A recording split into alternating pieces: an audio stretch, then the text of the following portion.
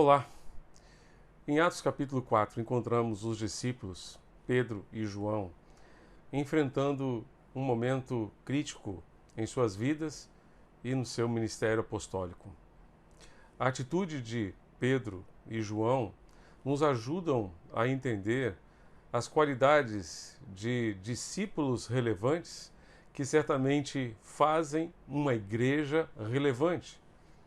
Ao longo desta semana vamos trabalhar este tema, uma igreja relevante. Quais seriam as qualidades de uma igreja relevante? O que uma igreja precisa fazer para ser relevante?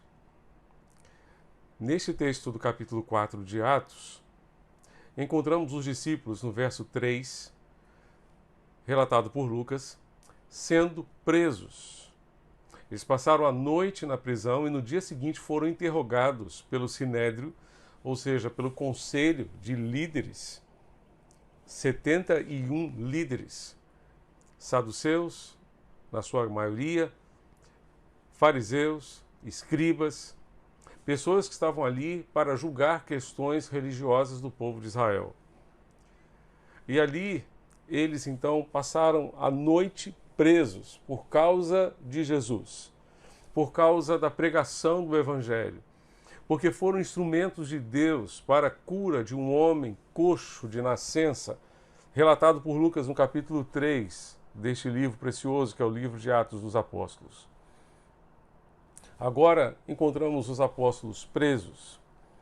No capítulo 5, eles novamente são presos e são chamados à presença do Sinédrio. E no capítulo 5, eles não são apenas presos, mas são ameaçados e açoitados. Mas depois de serem açoitados, eles então saem alegres daquele lugar por terem sido achados dignos de sofrer pelo nome de Jesus.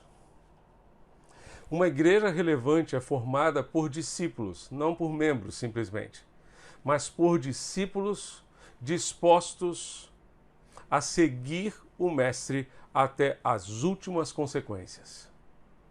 Isso é o que Jesus espera dos seus seguidores. E isso é o que Jesus espera de mim e de você. Que sejamos dispostos a segui-lo até as últimas consequências. Certamente o Senhor espera que em nós, em nosso coração, haja essa disposição. Venha o que vier, haja o que houver, permaneçamos firmes, perseverando no propósito de segui-lo, a despeito das lutas e das provações, a despeito das dores deste tempo, a despeito das perseguições, a despeito de qualquer circunstância que tenhamos que enfrentar. Que nós, como cristãos, como discípulos de Jesus, perseveremos, mantenhamos firmes a nossa disposição de seguir os passos do nosso Mestre, fazendo a sua vontade, fazendo o seu querer, testemunhando de Jesus até as últimas consequências. Estamos dispostos a isso? Estamos dispostos a isso? Ou será que buscamos a Jesus apenas nos momentos que nos convém buscar? Ou será que buscamos a Jesus apenas quando precisamos de Jesus? Eu tenho para mim que às vezes o nosso relacionamento com Deus é um tanto quanto interesseiro.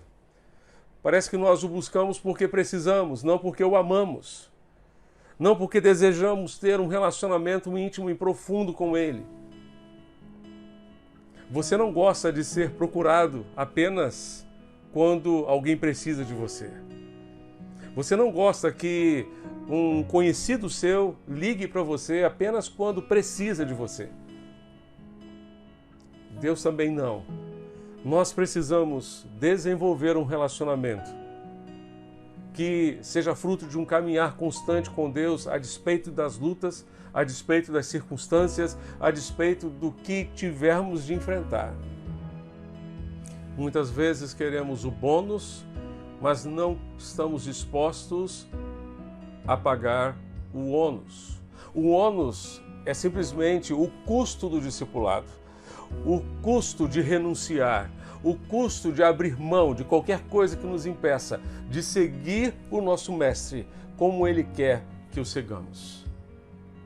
Que Ele nos ajude a segui-lo até as últimas consequências, pagando o preço de colocar os nossos pés nas suas pisadas, de empoeirar os nossos pés com a poeira que sai dos pés do nosso Mestre. Vamos orar? Pai Celeste, ajuda-nos a te seguir com esta disposição nos nossos corações. Em nome de Jesus. Amém e amém. Que Deus abençoe você ao longo de toda esta semana. Amém.